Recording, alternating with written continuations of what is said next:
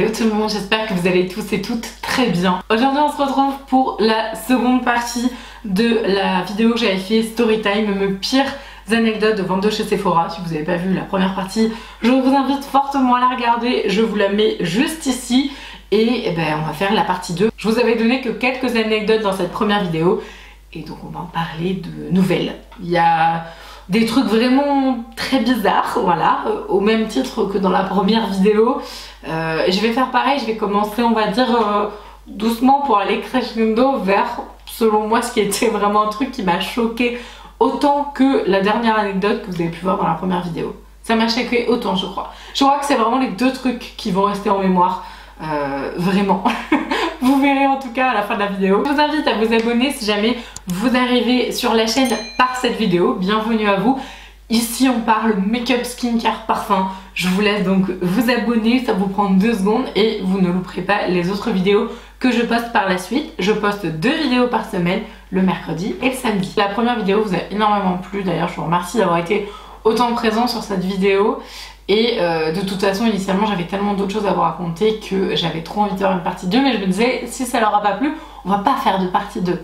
Et donc là, j'ai suffisamment pour faire une partie 3. Donc dites-moi si ça vous intéresse, on va faire une série à la limite. Donc c'est parti et je vous laisse rester jusqu'à la fin de la vidéo parce que je prépare une petite surprise pour vous. Donc, première anecdote que j'avais à raconter, donc assez light, on va dire, enfin ça va, mais pas terrible quand même. Voilà, donc on va faire crescendo comme je vous disais. Donc première anecdote, c'est donc un monsieur qui venait en fait tous les jours, mais vraiment tous les jours se parfumer parce que en fait on n'a pas le droit d'interdire ce genre de pratique là, c'est à dire que si la personne veut venir tous les jours se parfumer, elle a le droit, il n'y a pas légalement d'interdiction. Voilà, même si elle n'achète rien, etc., même si elle passe tous les jours dans le magasin et qu'elle se vide le flacon, on n'a pas le droit de lui dire non. C'est juste comme ça. Bon après, voilà, il y a aussi une notion de respect, etc., mais en tant que vendeuse chez Sephora, on n'a pas le droit de dire « Eh non, je vous confisque le parfum, vous n'avez pas le droit de vous parfumer avec, c'est interdit. » Bref, donc ce monsieur venait tous les jours, vraiment, je crois, tous les jours ou tous les 2 jours, enfin vraiment tout le temps. Et il venait souvent le matin très tôt. Très tôt, mais pour lui je pense que c'était très tard parce qu'à mon avis la journée avait commencé depuis un bout de temps. C'était un monsieur qui était, on va dire, relativement âgé. Après c'était pas non plus un très vieux monsieur, mais il était assez âgé et il était très particulier. C'était un monsieur qui disait avoir travaillé pendant de nombreuses années chez Hermès. Alors j'ai jamais su si c'était vrai ou pas, mais voilà, donc ce monsieur était un peu spécial et je pense voilà, qu'il avait plus toute sa tête, bref. Donc moi en fait, on va dire il m'a tiré un peu la sympathie quand même parce que voilà, j'étais mal pour lui et tout, mais bon bref, donc tous les jours il venait se parfumer dans le magasin et tous les jours il se parfumait avec le même parfum de chez Hermès, donc pour ça qu'il disait qu'il travaillait avec eux, je sais pas hein, si c'est vrai, j'ai jamais su, mais en tout cas c'était Monsieur Hermès, on l'appelait. Et au tout début, les vendeuses en fait chez Sephora qui le connaissaient depuis longtemps parce qu'elles venaient depuis des années, en fait elles l'envoyaient, c'était pas très sympa, hein, elles envoyaient en fait les stagiaires, donc j'y ai été quand j'étais stagiaire un moment, elles nous envoyaient en fait un peu en disant ouais tiens allez va servir le monsieur là. Voilà, qu'en fait elle savait très bien que c'était, puis pas nous. Donc moi je suis allée plusieurs fois, voilà, servir ce monsieur qui en fait ne parlait pas trop, enfin voilà, nous disait juste, je sais plus avec quoi il se parfumait, enfin bref, il nous disait le nom du parfum, je crois que c'était eau d'orange verte ou terre, non c'était terre d'Hermès. Et donc j'étais habituée en fait à le parfumer, donc en fait à chaque fois qu'il arrivait, je le voyais, j'allais hop, je le parfumais ou alors il était occupé, il le faisait lui-même, bref. Le monsieur un jour arrive et j'étais pas occupée à ce moment-là, donc je le vois, je vais en fait vers Terre d'Hermès pour le parfumer et il aimait bien qu'on le parfume sur la tête, etc. Bref, là partout, comme des fois il se retournait, enfin bref. Donc du coup je lui fais la totale, comme je suis bien habituée à la présence du monsieur, et là il fait un truc assez particulier et je vous avoue que donc il me demande de le parfumer dans la bouche. Donc bon, donc là en fait je lui dis bah écoutez je préfère que ce soit vous qui le fassiez, enfin vraiment je trouvais ça très particulier comme demande. Après je sais qu'il y a de l'alcool dans les parfums donc Voilà, c'est pour ça que j'y ai pensé. Je vous laisse faire, hein, je veux pas avoir la responsabilité, etc. Et il prend le parfum, donc eau de parfum évidemment, pas eau de toilette, enfin vraiment haute concentration de parfum. Je me demande s'il m'avait pas demandé l'élixir ce jour-là, bref. Et donc il s'en met mais des kilos dans la bouche. Mais quand je vous dis vraiment des kilos, c'était... Enfin vraiment quand vous voyez quelqu'un se parfumer beaucoup, ben là en fait c'était ça, mais je sais, bon ok. Et puis il avale le truc, hein, vraiment je le vois avaler le parfum. Je vous jure, je suis restée interdite pendant à peu près 2 minutes je crois, ça s'est vraiment vu sur ma tête. En plus j'étais toute seule à ce moment-là, c'est-à-dire que mes collègues n'étaient pas à côté et je crois qu'il n'y a personne qui a vu et moi j'étais là, mais hein, qu'est-ce qu'il fait? Et alors là, le monsieur se penche vers moi et comme il ne parlait pas beaucoup, j'ai eu un peu de mal à comprendre ce qu'il me disait. Et en fait, il a essayé de me dire, est-ce que je sens bon de la bouche? Donc il a ouvert la bouche devant moi en faisant comme ça pour me faire sentir son haleine. Et j'étais là, mais... Et en fait, j'étais là, mais... Non, enfin... Tu vas pas sentir en fait ta bouche à des gens que tu connais pas. Enfin, même à des gens que tu connais, tu peux pas sentir ton haleine. Mais à des gens que tu connais pas. Puis alors du coup, c'était atroce. Enfin, honnêtement, parce qu'en fait, il était tellement près de moi, parce que c'était un monsieur qui aimait bien, je sais pas, il rentrait un peu dans le cercle de la personne. Enfin, moi, ça j'aimais pas trop, voilà. Et du coup, même si je voulais pas, en fait, j'ai senti. Et alors, son haleine était juste atroce. Et je pense qu'en fait, il y avait énormément de bu. Enfin, du coup, ça m'a rendu triste en même temps pour ce pauvre monsieur. Mais j'ai trouvé ça, mais d'une indélicatesse. Enfin, bref. Bon, voilà. Donc, ça, c'était la première petite anecdote. Bon, c'est la plus light, on va dire, de toutes celles qui viennent là. Mais je trouvais qu'il était quand même sacrément gonflé, ce monsieur. Donc, deuxième anecdote, un peu dans le même genre de personnes qui viennent se parfumer. Mais là ils ont fait le truc tout seul, donc ça va être plus rapide à raconter. Donc pareil, donc je suis en plus au rayon parfum, donc c'est mon rayon. Donc je reste toujours un peu dans le même genre de zone quoi, puis je suis toujours à l'accueil et tout. Donc je salue une bande de jeunes qui doivent avoir, je sais pas, 20 ans à peu près, quelque chose comme ça. C'est pas non plus des ados, mais c'est pas non plus des adultes, c'est des jeunes adultes. Donc ils rentrent un peu en mode racaille et tout. Donc je les laisse, hein. Ils vont vers, souvent ce genre de clients aiment bien, je sais pas, les parfums de diesel, etc. Donc voilà, donc ils arrivent vers diesel, ils commencent à sentir les trucs et tout, bref. Ils se le font sentir entre eux le parfum, genre ouais, est-ce que t'aimes bien et tout. Et puis je les vois un peu comme s'ils cherchaient à prendre une décision, donc en fait je vais vers eux. Et je leur demande si je peux les aider à choisir un parfum, parce que je vois que j'ai l'impression qu'ils hésitent, etc. Donc... les jeunes hommes donc me disent oui, je sais pas, ils étaient au moins 3-4. Je vais essayer de parler, on va dire normalement, même si eux ils ont utilisé des mots hyper crus, mais si je le fais, YouTube me squeeze la vidéo, donc voilà. Mais en gros, ils m'ont demandé en fait quels étaient mes goûts personnels en termes de parfum pour les parties intimes des hommes. Alors je vous avoue que je suis un peu restée interdite aussi. Je crois que je les ai regardés en me disant mais c'est une blague ou il y a un problème ou c'est quoi le problème?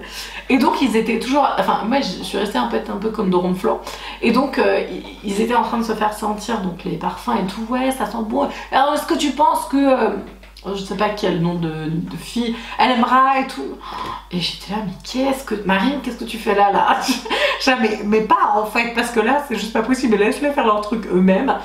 Et en fait ça s'est passé très vite. À un moment j'ai vu, donc ils ont choisi a priori un parfum ou deux, je sais plus. Et ils ont commencé à donc prendre le parfum, donc je me suis dit ils vont se parfumer avec, bon. Mais ils n'ont pas fait que se parfumer avec, ils ont ouvert leurs caleçons, ils ont descendu et se sont parfumés avec. Mais mon Dieu, mais c'est impossible. Mais what? Enfin je veux dire... Qu'est-ce qui est passé en fait dans la tête de ces jeunes hommes pour se dire ça? Je veux dire, à la limite, si tu veux faire ça, tu demandes poliment un échantillon et tu fais ça chez toi. Mais tu sors pas tout le matos, enfin après ils ont pas sorti tout non plus, mais enfin je veux dire c'était largement suffisamment bizarre pour que ce soit quand même très gênant. Tu déballes pas tout pour parfumer un peu, enfin bref, je comprends pas. Vraiment, il y a des trucs, je me dis, mais... En fait, avec mes collègues, je crois qu'il y en a une qui a vu, et elle était là, genre... Ah, c'est quoi ce délire?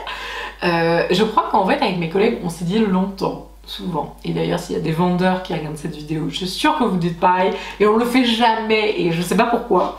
Et on se dit, mais en fait, il faut ouvrir un livre d'or, c'est pas possible. Genre, il faut vraiment écrire ces trucs, parce que après on oublie. Moi, il y a des trucs là que j'ai zappé. Tout ce que je vous ai raconté dans la première vidéo, la première partie, là, et que je vous raconterai si vous voulez une partie 3, c'est des trucs que j'ai encore en mémoire parce que ça a été suffisamment gros pour me choquer. Mais il y a des trucs que j'ai oubliés. Et je me dis, c'est pas possible, quoi. Enfin bref. Donc ça, c'est pour la deuxième anecdote. Et honnêtement, c'est franchement une de celles qui m'a le plus marqué, je crois. C'est juste pas possible, quoi. Troisième anecdote, donc c'est pas une anecdote que j'ai vécue moi, c'est une anecdote d'une de mes collègues. Elle me l'a racontée et en fait j'ai vu la dame partir. Et c'est pareil, mais les gens, mais ils sont quand même très bizarres. Alors là, c'est juste un truc qu'elle a dit, mais pareil, ça m'a marqué. Alexandra, si tu passes par là, je te fais des bisous. et vraiment, mais c'est juste pas possible en fait. Alexandra, qui est une de mes collègues, une de mes très chères et anciennes collègues que j'aime beaucoup, qui travaille notamment pour Estée Lauder compagnie, donc pour Clinique et toutes les marques associées, qui est très professionnelle, vraiment ultra pro. C'est une femme extraordinaire, j'aime beaucoup cette femme, bref. Et la pauvre, franchement, c'est pas possible, quoi. Et donc, ça devait être, je sais pas, un samedi, il se passe toujours des trucs bizarres, ça. Et donc, elle est en train de faire un conseil à une femme qui cherchait un parfum, ou c'est un homme, je sais plus, peu importe, à une personne, je crois que c'était une femme. Et donc, en fait, cette personne cherchait un parfum pour elle, il me semble. Alexandra, tu passes par là, je te laisserai rectifier un petit peu parce que comme j'ai pas vécu le truc, c'est un peu plus compliqué à raconter. Mais en gros, donc elle lui fait essayer pas mal de choses et notamment elle lui fait découvrir Aromatique Elixir de Clinique. Moi personnellement, j'adore ce parfum. Je peux concevoir que certaines personnes l'apprécient un peu moins parce que c'est quand même un parfum qui est hyper chargé de plein d'émotions olfactives qui est parfois un peu compliqué à expliquer. Enfin bref, il a une vraie histoire ce parfum et moi je trouve qu'il est empreint d'une belle signature, mais je peux comprendre que on l'aime pas forcément. Il est assez spécial. Et donc elle fait découvrir ce parfum là et puis elle fait découvrir, je crois, la version white qui à l'époque était une nouveauté. La version white est un petit peu plus musquée, un peu plus sensuelle, un peu plus sensuel, c'est vraiment ça en fait. Et donc Alexandra, qui a toujours un très très beau discours, que ce soit en termes de skincare, de make-up, de parfum, lui explique le côté sensualité, etc., avec le musc blanc, les fleurs blanches, vraiment elle lui fait un beau discours. Et là, franchement c'est bon. Et donc la personne, donc c'était une femme, maintenant je me rappelle, donc c'était une femme, elle lui dit: ça sent comme la grosse poitrine d'une femme obèse en sueur. Je crois qu'on a trouvé la best description pour un parfum. Je pense que c'est parfait et que toutes les marques vont vouloir avoir cette description. Non mais... What? C'est pas possible de dire des trucs comme ça. Je n'ai plus de mots. Voilà. J'en fais appel à vous. Donnez-moi votre avis là, parce que là je... Donc voilà. Alexandra, si tu passes par là, j'espère que voilà, ça te fera sourire cette anecdote, mais c'est pas possible d'entendre des trucs pareils. Surtout en plus c'était tellement en fait c'était tellement quoi, à contre-pied de Alexandra qui est hyper pro. Enfin vraiment, mais complètement incongru quoi. Bon, reprenons une anecdote un peu plus rigolote, enfin c'est un peu plus bon enfant. Celle-ci c'est vraiment out of this world quoi. Et vous allez voir, j'étais là mais c'est pas possible quoi. Et en même temps c'était drôle, enfin en fait c'était touchant à la fois, enfin bref. Donc dans les magasins et les parfumeries, vous avez des marques qui coûtent très cher. Style La Prairie, Guerlain avec les orchidées impériales, etc. Enfin, il y a vraiment plein de gammes vraiment luxe. D'ailleurs, un peu pour ça que la parfumerie existe aussi, pour les gammes luxe, etc. Et forcément tous les clients ne peuvent pas acheter ça et du coup je comprends tout à fait que c'est un budget. Et donc on avait une petite dame assez âgée, donc c'était une cliente fidèle, voilà. Elle venait souvent, on lui donnait des échantillons, etc. Ses petits achats, elle était contente. Et donc cette dame, depuis longtemps que je la servais, je savais qu'elle avait un énorme coup de cœur sur la marque Sisley. À chaque fois que je faisais des conseils, elle était toujours en train de me dire « Oh là là, Sisley, j'aimerais bien tester, etc. » Et moi, du coup, ça me faisait plaisir, parce qu'elle achetait des choses, ça me faisait plaisir de lui faire des petits pots, des petits échantillons de produits Sisley et tout. Je savais que c'était son péché mignon et qu'elle adorait cette marque. Et donc un jour, cette dame arrive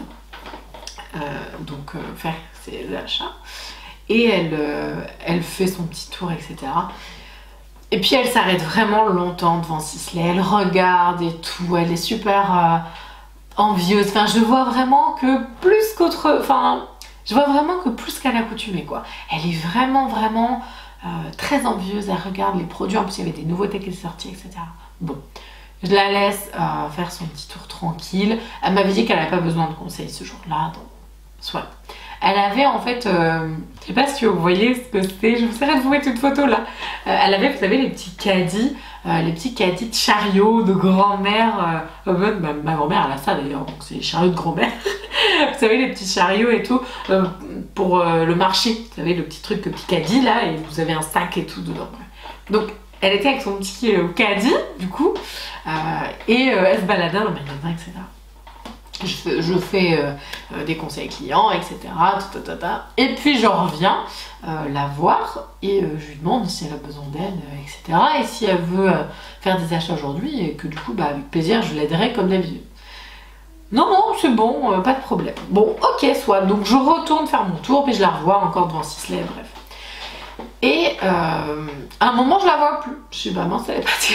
Elle s'est volatilisée. Je dis, j'ai pas eu le temps de lui dire au revoir. Parce que comme c'était une cliente que j'aimais bien.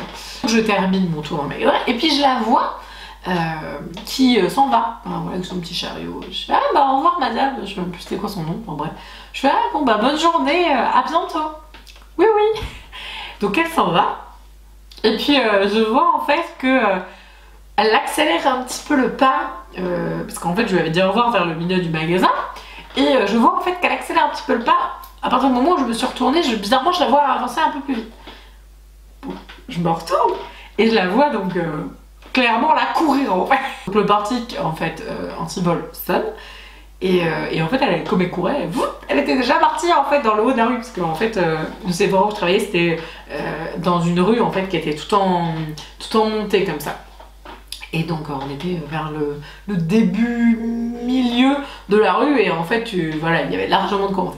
Et donc je vois la petite mamie en fait qui commence à monter en mode rapide, comme si je sais pas, elle avait un bus qu'elle devait prendre, enfin vraiment en mode précipité quoi.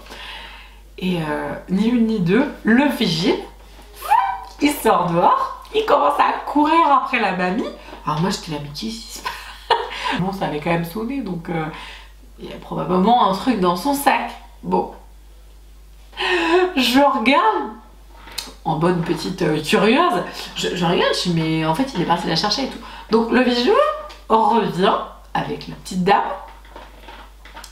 la fait revenir dans le magasin, début du magasin, et lui fait ouvrir ses affaires.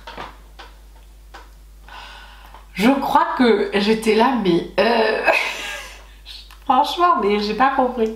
Je pense qu'il y a eu un accès de... Je sais pas. Un bug dans sa tête. Il y a un truc qui s'est passé, j'en sais rien. Ou alors elle manigançait son truc depuis des années, je sais pas.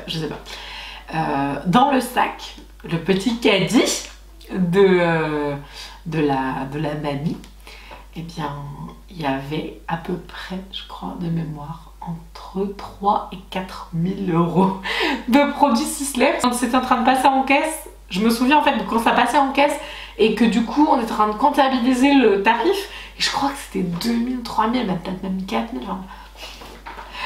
Et en fait j'étais là, mais elle a mis tous ces produits parce qu'il y avait je sais pas combien de références dans son petit sac là qui en fait au final était complètement vide et elle avait mis que des produits Sisley. Alors inutile de vous redire que cette dame n'est plus jamais revenue au magasin. Et je pense, ça c'est moi qui spécule, parce que je sais pas, parce que j'ai dû partir manger ou je sais pas, enfin j'ai pas vu la suite, mais je pense que cette dame est partie au commissariat. Et je vous ai dit qu'il fallait rester jusqu'à la fin parce que j'avais une petite surprise pour vous.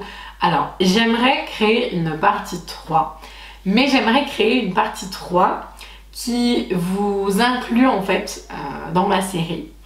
Et suite à tous les commentaires que j'ai eus sur la partie 1, en fait, j'aimerais que donc dans cette partie 2, vous commentiez avec vos propres expériences, comme je vous disais, que ce soit en tant que vendeur, par rapport à des clients ou même des collègues, etc. Ou alors en tant que client, mais par rapport à un vendeur, ou en tant que vendeur par rapport à un client, bref, dans les deux sens. Et que vous notiez en fait vos meilleures histoires, vous pouvez en mettre autant que vous voulez, il n'y a pas de souci.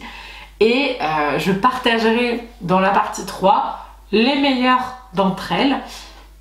Et dans ce que je vais partager, je tirerai au sort et j'enverrai un cadeau, voilà, un petit paquet, on va dire surprise, à la personne qui aura raconté la best histoire. Voilà, donc j'espère que ça vous fait plaisir. Je trouve ça rigolo et puis en même temps, voilà, c'est chouette parce que vous pouvez aussi partager des choses. J'ai vu dans les commentaires, j'ai vu, par exemple, il y en avait une qui avait, en tant que vendeuse, qui avait surpris quelqu'un en train de faire pipi dans les rayons. Mais comment c'est possible? Bref, donc des trucs comme ça, des trucs complètement abracadabra. Allez-y, lâchez-vous. Et du coup, je ferai donc une partie 3 et j'inclurai dans la partie, évidemment, vos histoires. Et je tirerai au sort donc l'une des histoires et j'enverrai un petit colis surprise de produits de beauté. Si la vidéo vous a plu, je vous invite à vous abonner, évidemment, ça va prendre 2 secondes, et à mettre la petite cloche pour avoir toutes les notifs dès que je poste une nouvelle vidéo. J'espère que ça vous a plu, j'espère que ça vous a fait sourire parce que c'est le principal. Et en tout cas, je vous fais d'énormes bisous et je vous dis à mercredi. Ciao!